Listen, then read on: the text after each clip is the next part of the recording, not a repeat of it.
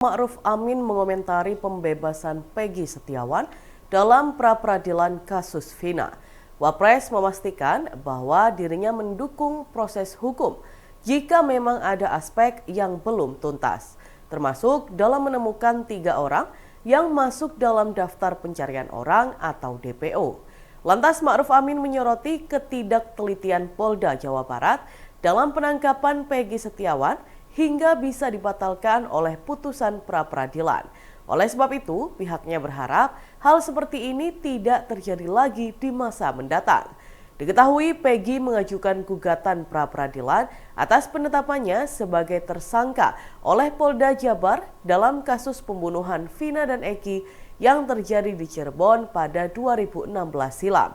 Gugatan ini diajukan pada 11 Juni 2024. Dalam putusannya, Hakim Eman Sulaiman menyatakan tidak ada bukti yang menunjukkan Peggy pernah diperiksa sebagai calon tersangka oleh Polda Jabar.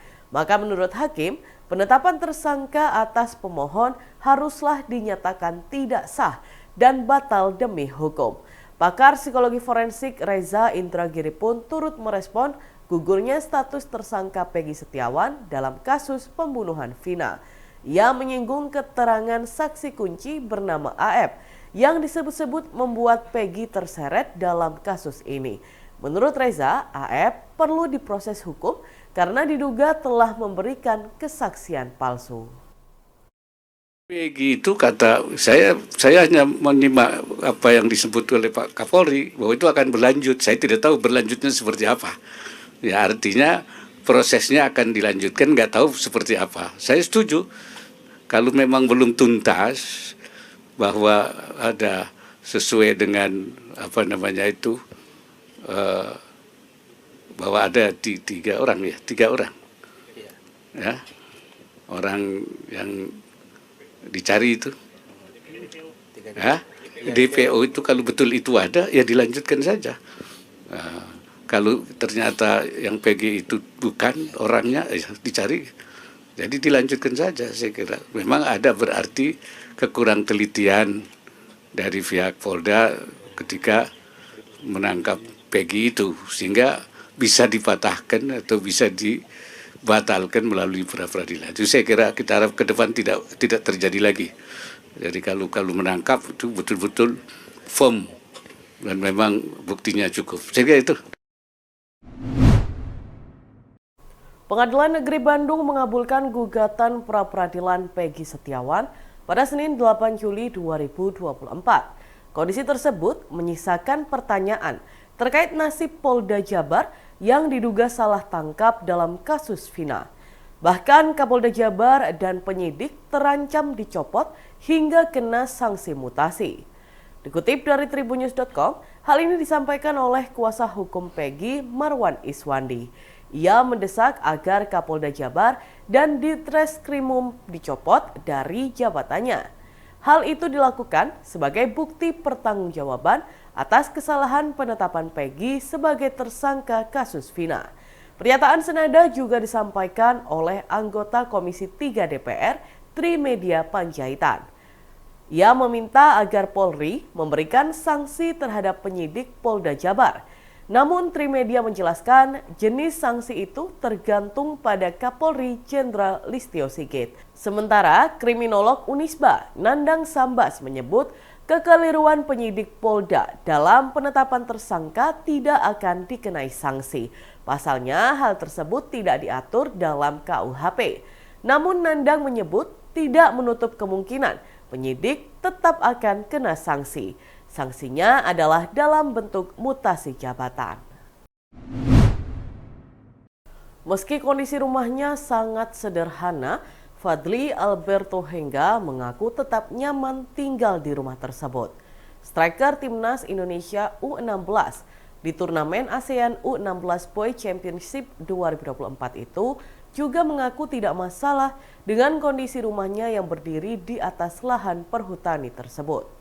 Saat ditemui reporter Tribun Jatim Network pada Selasa 9 Juli 2024, Fadli mengungkapkan cita-cita mulianya, yakni ingin membangun rumah ini agar lebih layak untuk sang ibunda. Ia pun berharap cita-cita tersebut dapat diwujudkan jika dirinya terus berkarir di Timnas Indonesia. Ketika ditawari pindah ke rumah baru di lokasi baru oleh seseorang, Fadli mengaku belum berkenan. Ia belum ingin pindah sebab memikirkan ibunya yang tidak bisa jauh dari keluarga besar di desa Banjarsari.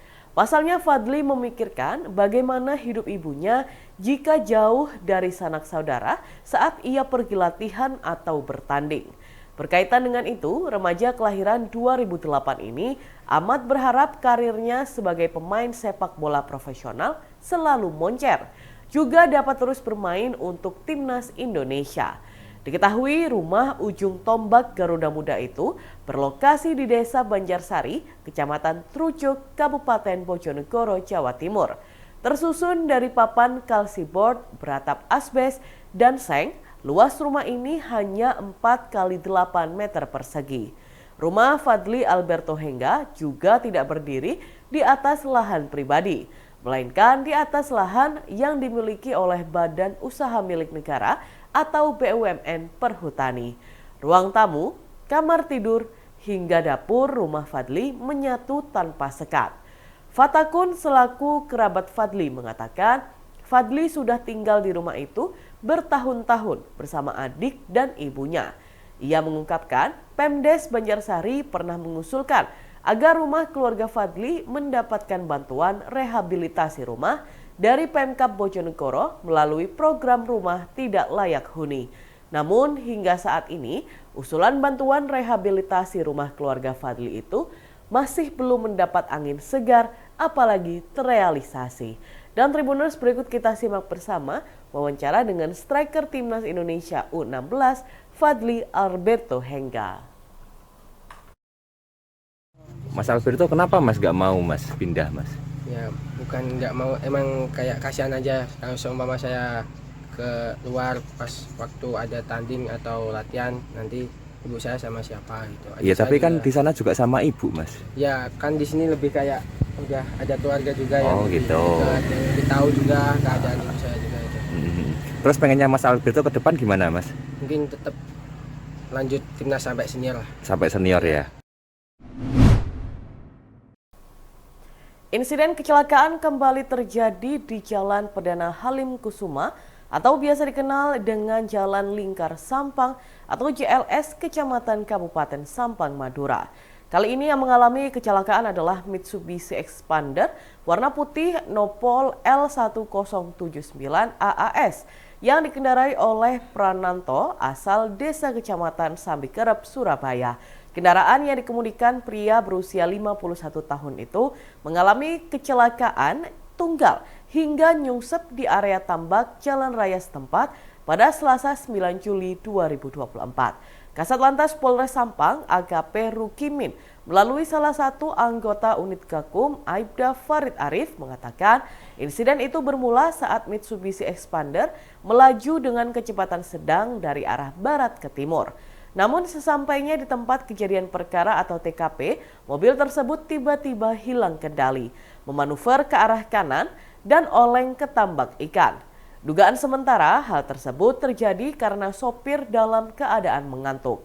Beruntung tidak ada korban dalam insiden ini. Bahkan si pengemudi tidak mengalami luka serius, hanya membutuhkan istirahat. Begitupun tidak ada sarana prasarana yang rusak. Sehingga pasca dilakukan evakuasi dengan mobil derek, mobil yang terlibat laka bisa langsung dipulangkan.